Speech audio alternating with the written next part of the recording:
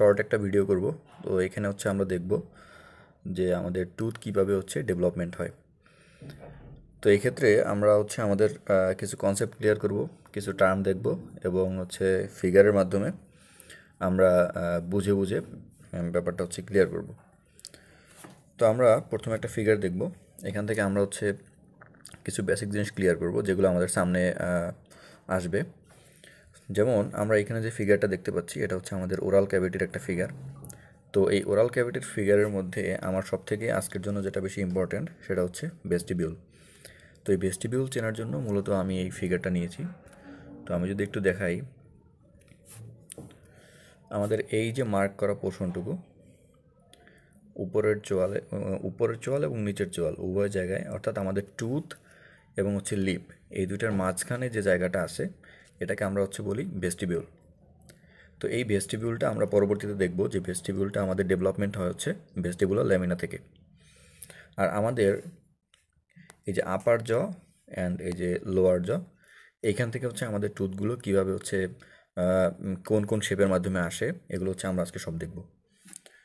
তো শুরুতেই আমরা হচ্ছে চলে যাই টুথ ডেভেলপমেন্টের একদম প্রাথমিক পর্যায়ে। তো আমাদের যখন হচ্ছে জাইগোট ফর্মেশন হয়, তো এই জাইগোটটা হচ্ছে ডিভিশন হতে হতে হতে হতে আমরা সবাই জানি, আমরা এমব্রায়োলজিতে পড়ছি, এখান থেকে হচ্ছে আমাদের পুরো হিউম্যান বডিটা হচ্ছে ডেভেলপমেন্ট করে। তো যখন আমাদের 6th week of intrauterine life, অর্থাৎ ষষ্ঠ সপ্তাহের, আমি যদি আরও একটু স্পেসিফিকভাবে বলি সেটা হচ্ছে 37 ডেজ, আফটার 37 ডেজ যখন হয়ে যায় তখন হচ্ছে আমাদের একটা কন্টিনিউয়াস ব্যান্ড ফর্মেশন হয়, যেটা হচ্ছে থিক হতে থাকে আস্তে আস্তে, এবং এই ব্যান্ডটা থাকবে হচ্ছে আমাদের যেখান থেকে ফিউচার ওরাল ক্যাভিটি অ্যাপিয়ার করবে ঠিক সেই রিজিয়নে যেখানে রেড মার্ক যেটা করা আছে, এই রিজিয়নে উপরের দিকে একটা ব্যান্ড এবং নিচের দিকে একটা ব্যান্ড আস্তে আস্তে থিক হতে থাকবে। এটা হচ্ছে এপিথিলিয়াল ব্যান্ড, মানে এই ব্যান্ডটা হচ্ছে এপিথিলিয়াল টিস্যু সমন্বয়ে গঠিত। তো এই ব্যান্ডের একটা শেপ আছে, শেপটা হচ্ছে হর্সশু শেপ, অর্থাৎ আমাদের যে ঘোড়ার যে পা আছে, ঘোড়ার পায়ের যে খুর আছে সেই খুরের আকৃতির শেপে এই ব্যান্ডটা হচ্ছে অ্যাপিয়ার করবে। দেন এখান থেকে আমরা দেখব যে বিভিন্ন পর্যায়ে গিয়ে গিয়ে হচ্ছে আমাদের আলটিমেটলি টুথ এবং তার ক্রাউনটা হচ্ছে ডেভেলপ করবে। তো এর পরবর্তীতে আমরা যদি একটু দেখি যে এটা হচ্ছে কীভাবে ডিভিশনটা হয়। আমাদের এই যে এপিথিলিয়াল ব্যান্ডটা, পরের ফিগার আমরা একটু দেখতে পাচ্ছি যে এপিথিলিয়াল যে ব্যান্ডটা ছিল, এই এপিথিলিয়াল ব্যান্ডটা আমাদের দুইটা ভাগে ভাগ হয়ে যাবে। এপিথিলিয়াল ব্যান্ডটা আমাদের এই এপিথিলিয়াল ব্যান্ডটা দুইটা ভাগে ভাগ হয়ে গেছে, একটা হচ্ছে ভেস্টিবুলার ব্যান্ড আর একটা হচ্ছে ডেন্টাল ল্যামিনা। তো এই দুইটা পোর্শন আমরা একটু খেয়াল করতেছি। ভেস্টিবুলার ব্যান্ড যেটা বা ভেস্টিবুলার ল্যামিনা যেটাকে আমরা বলি, সেটা হচ্ছে গিয়ে আমাদের আউটার সাইডে থাকবে, অর্থাৎ আমাদের যেদিকে লিপ থাকবে, যেদিকে বাক্কাল থাকবে, চিক থাকবে, সেই দিকে যেটা অ্যাপিয়ার করবে সেটা হচ্ছে আমাদের ভেস্টিবুলার ব্যান্ড। আর আমাদের ইনার সাইডে, অর্থাৎ আমাদের টাং যে সাইডে আছে, অর্থাৎ আমাদের লিঙ্গুয়াল সাইডে, সেই দিকে যে পোর্শনটুকু অ্যাপিয়ার করবে সেটাকে আমরা বলবো হচ্ছে ডেন্টাল ল্যামিনা। তো দেখি এই দুইটা জিনিসই হচ্ছে আমাদের অ্যাপিয়ার করে কত উইকে? ডিউরিং 7th উইকে। ডিউরিং 7th উইকে আমাদের প্রাইমারি এপিথিলিয়াল ব্যান্ডটা দুইটা ভাগে ভাগ হবে, একটা হচ্ছে ভেস্টিবুলার ব্যান্ড আর একটা হচ্ছে ডেন্টাল ল্যামিনা। এবার চলে আসি এই দুইটা জিনিসের ফাংশন। তো আমি যদি বলি এই যে ডেন্টাল ল্যামিনার ফাংশন একটু অন্য কালার। তো ডেন্টাল ল্যামিনার ফাংশনের ক্ষেত্রে আমরা 3টা ফেজে ভাগ করতে পারি, কারণ এইখান থেকে অনেক কিছু অ্যাপিয়ার করে। তো আমরা প্রাথমিক ফেজে যদি দেখি, ফার্স্ট ফেজ অর্থাৎ আমাদের 8 উইক পর্যন্ত, ডিউরিং 8 উইক পর্যন্ত এই ডেন্টাল ল্যামিনা থেকে আমরা পাবো হচ্ছে এন্টায়ার ডেসিডুয়াস ডেন্টিশন, অর্থাৎ আমাদের একটা বাচ্চার যে মানে চোয়ালে যতগুলো দাঁত থাকে সবগুলো দাঁত আমার আসবে ফার্স্ট ফেজের এই ডেন্টাল ল্যামিনা থেকে। এবার আসি আমরা সেকেন্ড ফেজ, অর্থাৎ আমাদের 5th to 10th month up to 10th month পর্যন্ত, মানে 10 মাস পর্যন্ত আমরা যদি ভাগ করি সেকেন্ড ফেজ। এই সেকেন্ড ফেজে এখান থেকে আমার ডেভেলপমেন্ট করবে হচ্ছে 3টা জিনিস। এদেরকে বলা হয় হচ্ছে সাকসেসরস অফ দ্য ডেসিডুয়াস টুথ। এটার মধ্যে থাকবে কী কী? এটার মধ্যে থাকবে হচ্ছে পার্মানেন্ট ইনসিসর টুথ, দেন হচ্ছে পার্মানেন্ট ক্যানাইন টুথ, আর হচ্ছে পার্মানেন্ট প্রিমোলার টুথ। তাহলে ইনসিসর, ক্যানাইন এবং প্রিমোলার, এই তিনটাকে আমরা বলবো হচ্ছে সাকসেসরস অফ দ্য ডেসিডুয়াস টুথ। এরা আসবে হচ্ছে আমাদের সেকেন্ড ফেজে ডেন্টাল ল্যামিনা থেকে, অর্থাৎ আপ টু 10 মান্থ পর্যন্ত। দেন হচ্ছে আমাদের থার্ড ফেজ। তো এই থার্ড ফেজকে আমরা হচ্ছে বিবেচনা করব 5 মান্থ টু 5th ইয়ার, অর্থাৎ 5 বছর পর্যন্ত আমাদের এইখান থেকে আসবে হচ্ছে permanent molar tooth. Permanent molar tooth. তাহলে আমরা ডেন্টাল ল্যামিনার ফাংশন কী কী পেলাম? 3টা ধাপে আমরা ভাগ করব। ফার্স্ট ফেজে হচ্ছে আপ টু 8 উইক পর্যন্ত আমাদের এখান থেকে এন্টায়ার ডেসিডুয়াস টুথগুলো আসবে, অর্থাৎ সবগুলো ডেসিডুয়াস টুথ এখান থেকে ডেভেলপ করবে। দেন হচ্ছে সেকেন্ড ফেজ আমরা আপ টু 10th মান্থ, এখান থেকে আমাদের আসবে হচ্ছে সাকসেসর্স অফ দ্য ডেসিডুয়াস টিথ, অর্থাৎ পার্মানেন্ট ইনসিসর, পার্মানেন্ট ক্যানাইন এবং পার্মানেন্ট প্রিমোলার। দেন হচ্ছে থার্ড ফেজে আমাদের হচ্ছে আপ টু 5 ইয়ার পর্যন্ত। তো এখান থেকে আমাদের আসবে হচ্ছে পার্মানেন্ট মোলার টিথ।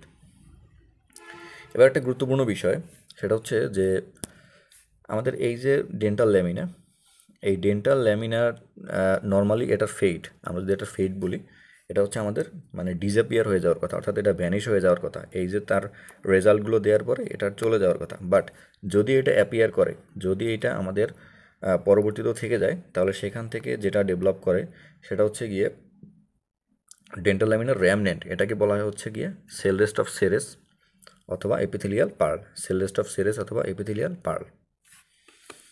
এবার আমরা চলে যাব পরবর্তী এই ফিগারে।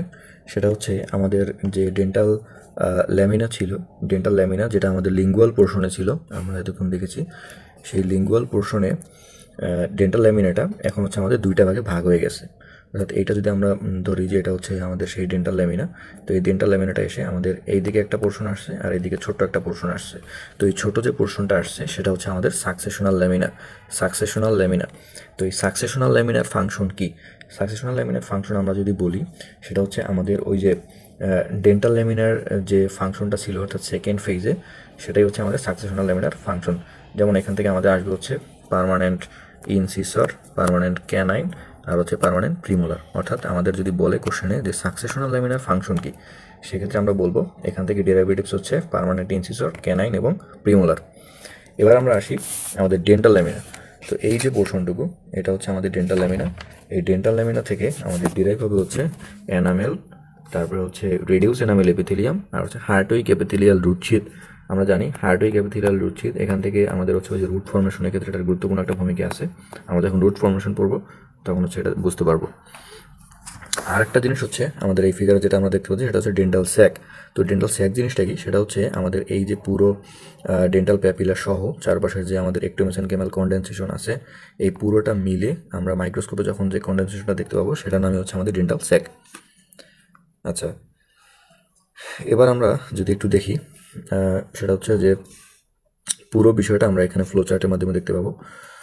তো প্রথমে আমাদের যখন 6th উইক অফ ইন্টারইউটেরাইন লাইফ যদি বলি আরও একটা স্পেসিফিকভাবে, সেটা হচ্ছে 37 ডেজ। তো 37 ডেজের সময় আমাদের যে প্রাইমারি এপিথেলিয়াল ব্যান্ডটা অ্যাপিয়ার করে, অর্থাৎ আমাদের ফিউচার যে স্টোমোডিয়াম বা মাউথ, সেখান থেকে আমাদের হচ্ছে টুথ ফর্মেশনটা শুরু হয়। তো এই এপিথেলিয়াল ব্যান্ডটা হচ্ছে 2টা ভাগে ভাগ হবে, একটা হচ্ছে ডেন্টাল ল্যামিনা, একটা হচ্ছে ভেস্টিবুলার ল্যামিনা। তো ডেন্টাল ল্যামিনা থেকে আমাদের হচ্ছে অল ডেসিডুয়াস টুথগুলো হচ্ছে অ্যাপিয়ার করবে। এবং ডেন্টাল ল্যামিনার আবার 2টা এক্সটেনশন আছে, একটা হচ্ছে লিঙ্গুয়াল এক্সটেনশন আর একটা হচ্ছে ডিস্টাল এক্সটেনশন। লিঙ্গুয়াল এক্সটেনশন থেকে আমাদের মানে মোটামুটি সব পার্মানেন্ট টুথগুলোই অ্যাপিয়ার করবে, শুধুমাত্র মোলার বাদে। তো মোলারগুলো কোথেকে অ্যাপিয়ার করবে? মোলারগুলো হচ্ছে ডিস্টাল এক্সটেনশন থেকে অ্যাপিয়ার করবে। আর একটা আছে ভেস্টিবুলার ল্যামিনা। এই ভেস্টিবুলার ল্যামিনা থেকে অ্যাপিয়ার করবে হচ্ছে ওরাল ভেস্টিবিউল, যেটা আমি শুরুতে এই যে ফিগারে দেখাইছিলাম। আবার যদি আমরা একটু দেখি, এই যে এই পোর্শনটুকু আমাদের হচ্ছে ওরাল ভেস্টিবিউল, এটা অ্যাপিয়ার করবে ভেস্টিবুলার ল্যামিনা থেকে।